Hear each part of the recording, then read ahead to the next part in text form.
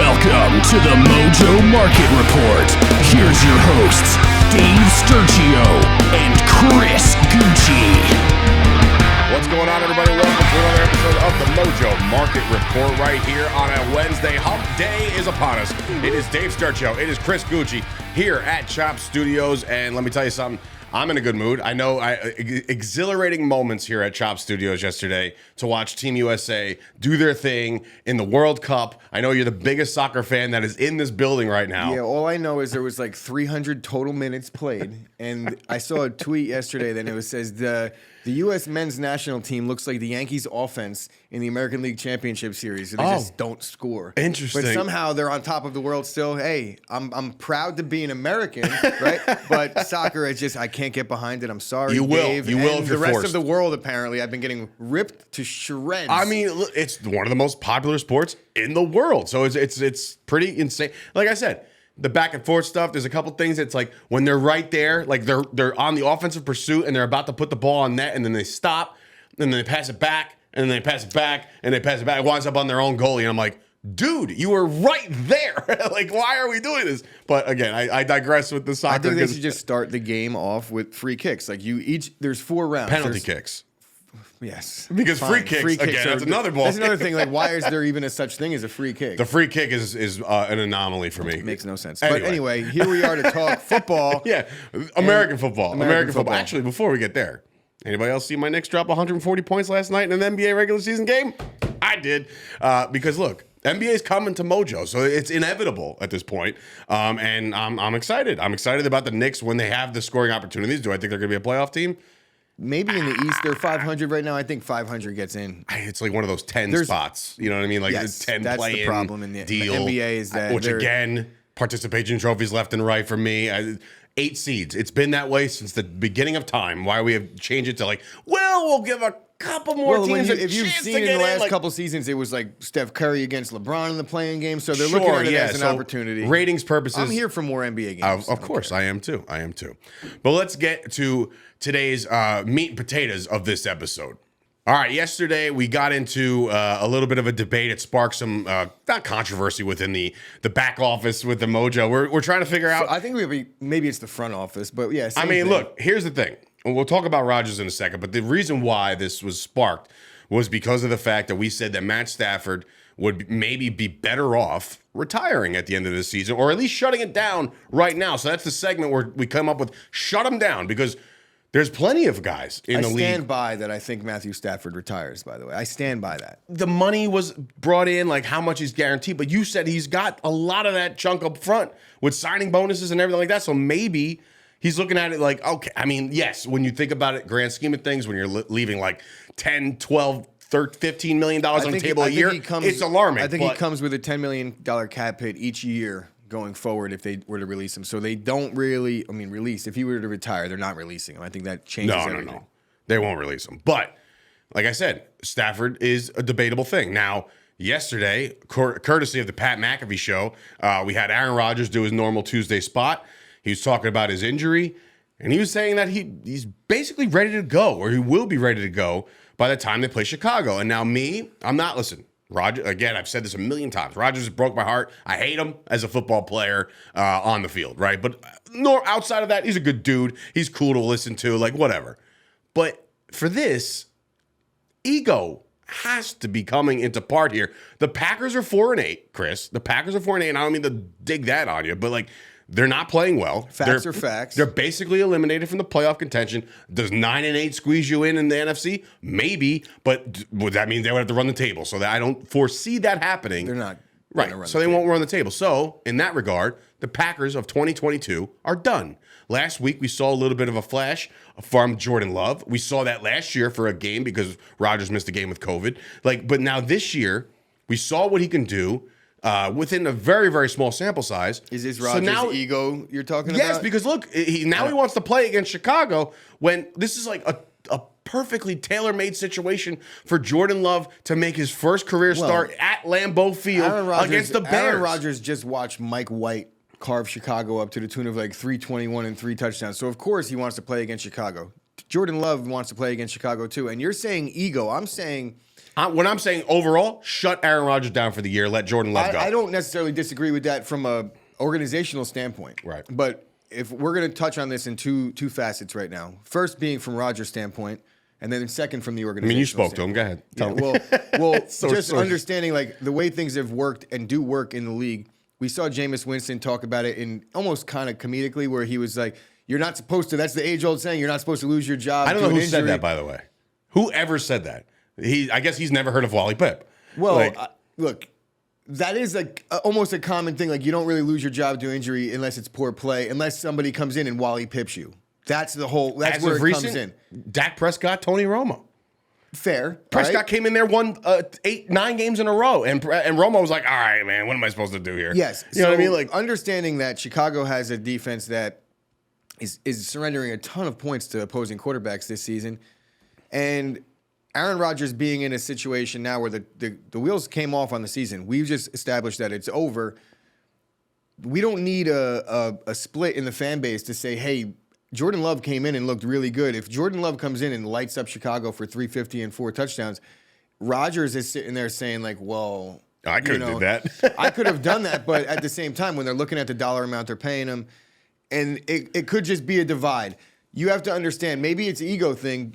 I do agree that there has to be a shred of ego attached to it if you're a competitive player and you're as good as Aaron Rodgers is. You would imagine there's an ego there.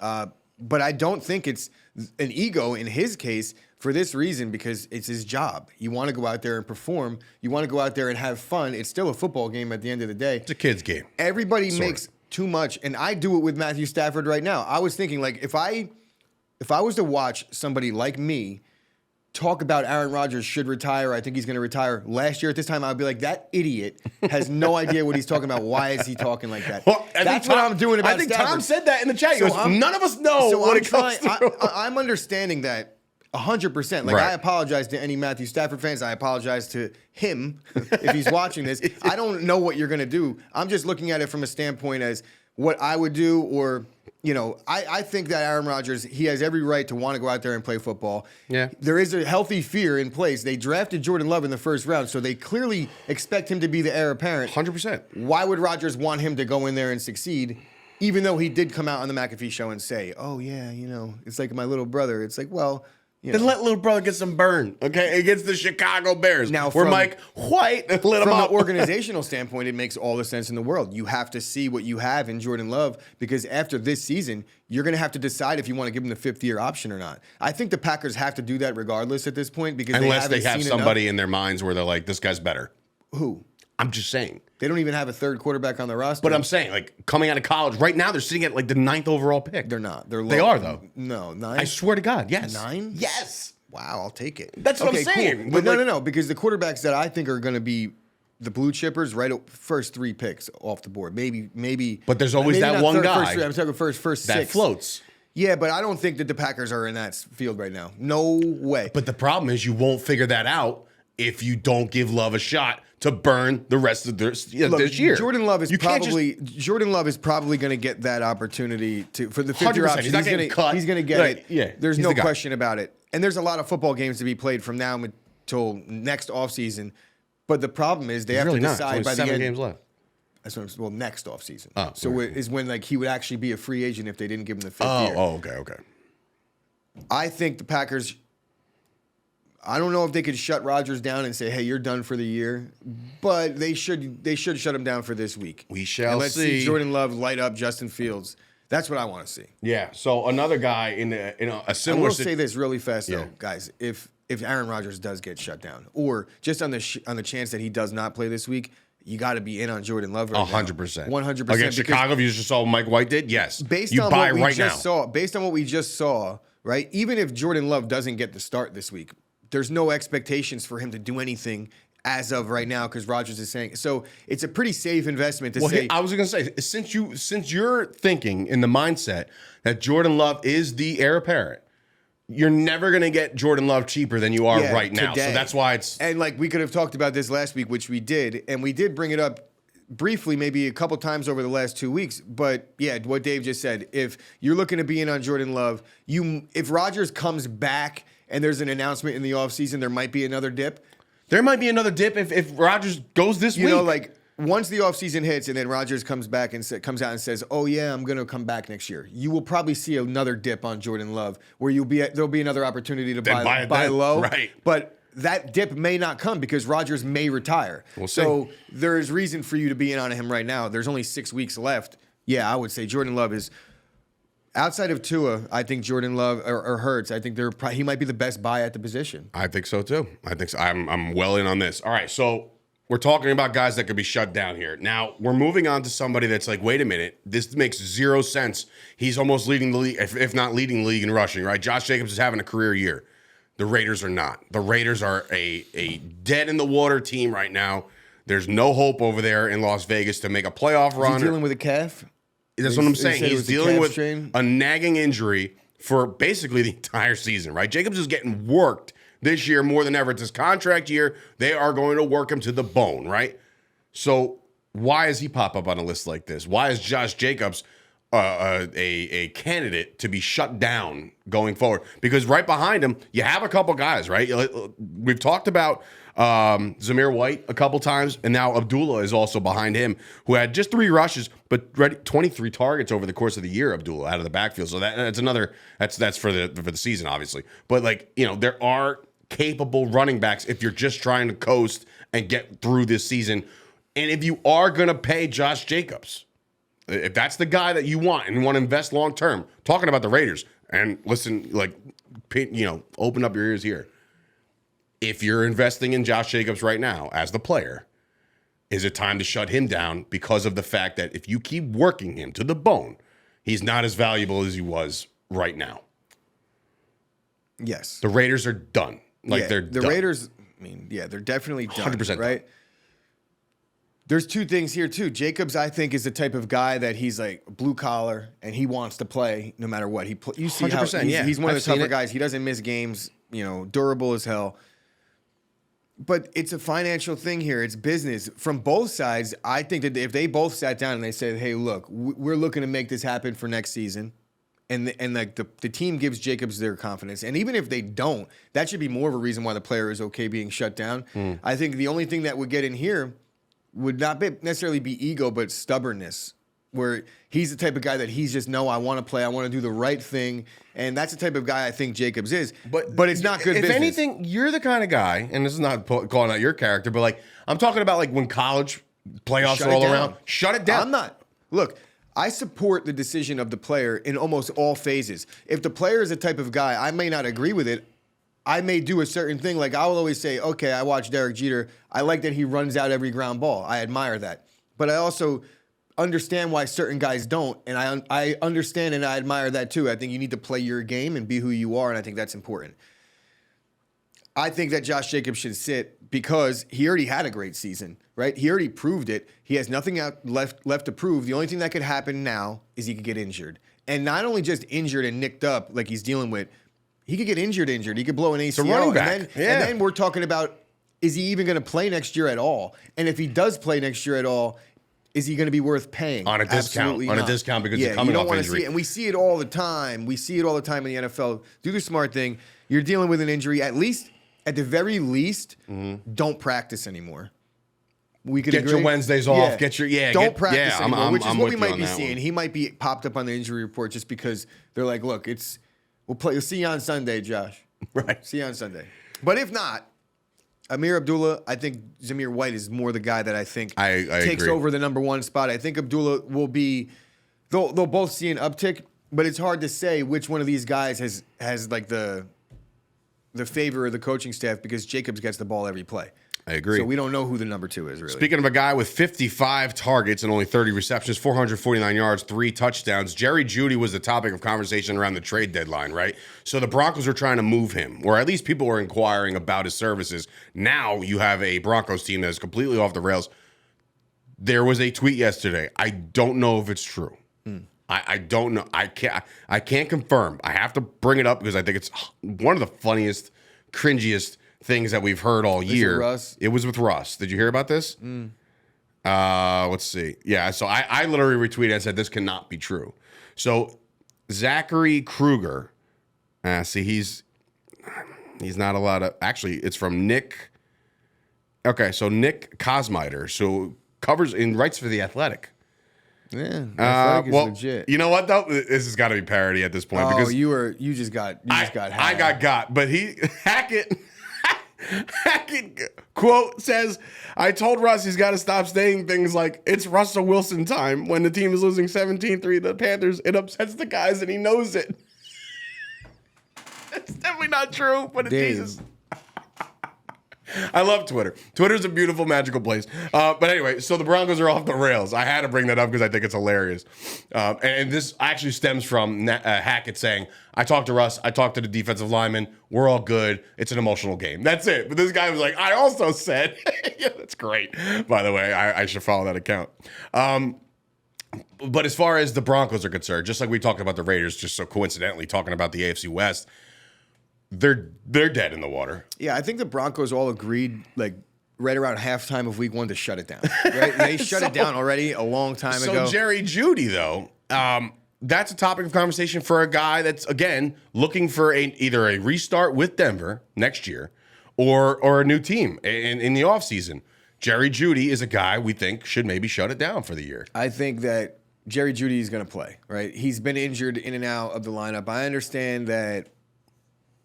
It's still a business. I don't think he's valuable enough. Not to say that he doesn't have the value, but where he's at in his contract, the reason why they were looking to shop Jerry Jeudy at the deadline, which they weren't able to. So clearly, were they just putting out feelers? I think the price tag was maybe too high for others. Which means that Dallas was in on him for a second. Which means that they would trade him if they got a massive haul back. The price is they right. They weren't Bob doing Barker. that. So I don't know how serious they are about trading Jerry Jeudy. And when we're talking about like who are they going to bring in, Kenny Hamler.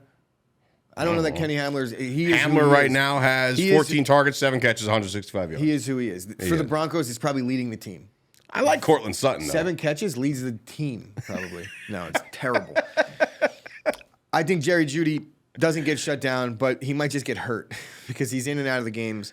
And I don't know. I don't know that he necessarily fits this one, if I'm being honest. I think a Leonard Fournette is more of a guy that has the potential to get shut down. I think running backs are the ones that are like, look, I'm done. You know, there's only a certain amount of games that these guys get. I have a very good one. I think a very good high debate one. Travis Etienne, however you want to say it, right? This is an interesting one because he gets hurt last week. Hasty comes in, lights the world on fire, right? Like everybody likes Hasty scoring touchdowns left and right, blah, blah, blah. But like the Jaguars, I'll just ask you straight up. Tanking.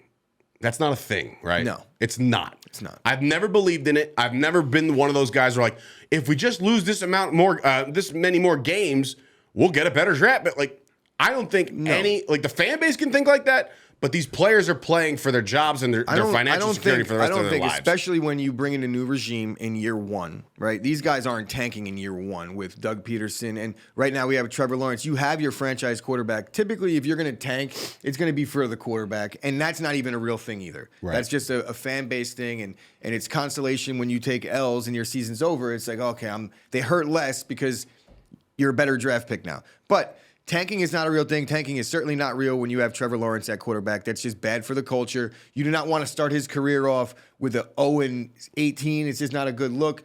When we're looking at things later on down the line, you're going to wish you hadn't tanked early. But I think Travis Etienne, it makes sense for them to not play him because it's not tanking. He's already dealt with a season-ending injury last year. Right. Technically, he's on his rookie year right now. What's the point? We understand that this guy could play ball, right? He fits the bill. He's a clear RB1 in this league. The Jaguars aren't going anywhere. They don't necessarily have a guy, I think, waiting in the wings to take over. I think JaMychal Hasty They've just brought over Hasty. But what it shows me is that he's at least they traded away James Robinson. They're at least able to win a football game with Etienne on the bench. Going forward, if they lose all the rest, oh well, no big deal. You draft a lineman to help protect Etienne next year. There's no reason to do it. I say you shut him down. I hope they don't for my fantasy leagues, but I would do it if I was the Jaguars. But if you're, again, these are the reason why we bring these things up because of the Mojo Market on how these things work. Meaning, if your guy is ruled out, if your guy doesn't play, if the guy that you've invested in does get shut down, there will be a dip. So therefore, if you think you agree with any of the things that we've said today, this is the time to short these players. Because if the dip happens, that's when you make your money. Yeah, I mean... Right? That's how it works? It's tough. And I understand we're saying like guys that might get shut down. I don't think any player or any coach is really going to these guys yet and saying, hey, we might shut you down. Maybe the Raiders with Jacobs, if they're having that conversation behind closed doors about the contract. But I think that would be the only time. But that's a difficult topic to broach when you've got a player. It's like, we have to talk contract, but we also think we should maybe sit you down for a little bit. The Raiders, if they have no plans to sign him long term, then they have no interest in shutting him down. That's true, too. It's very true. Yeah. Look at the Milwaukee Brewers did to Sabathia, that one NLCS. They pitched him every 3 days for 180 pitches, and that's how that went. So basically, the reason why we did this conversation is because of the fact that it's getting late in the season. While we say that everybody's banged up, everybody's absolutely banged up. It's just a matter of situation, a matter of if you think that these guys are going to stick around for a little while. Like, it's just, again, one of those conversations to be had about these big superstar players like a Rodgers who have a successor waiting in the wings. These are just things to just pay attention to. I guess I'll touch a little bit on a takeaway here, main takeaway, and you were kind of just talking about how maybe it's time to short these players. That might be a risk because if they do play and do well, then you lose. But I think a little safer of a play here might be to invest long on all the backups of the guys that we talked about because Because if they don't play, then they're still just in their same role. It's not you might lose a little bit of percentage points, but you're not going to lose a ton because that's true. Okay. That's a better they're not playing.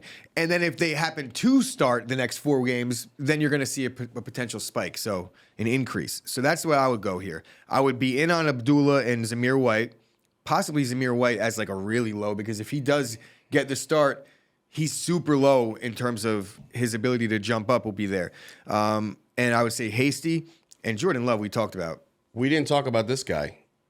Leonard Fournette. Well, I did bring him up, and then you but we don't have the graphic. Did I crush him on that one? Did I crush your hopes and dreams? So Rashad White. Yeah. We've already talked about him, though. We should be invested on Rashad White anyway. I think he's the starter, clear-cut starter on Tampa next year. We don't know who the quarterback will be, but it'll probably be Derek Carr. Maybe Rodgers. That's going to be interesting.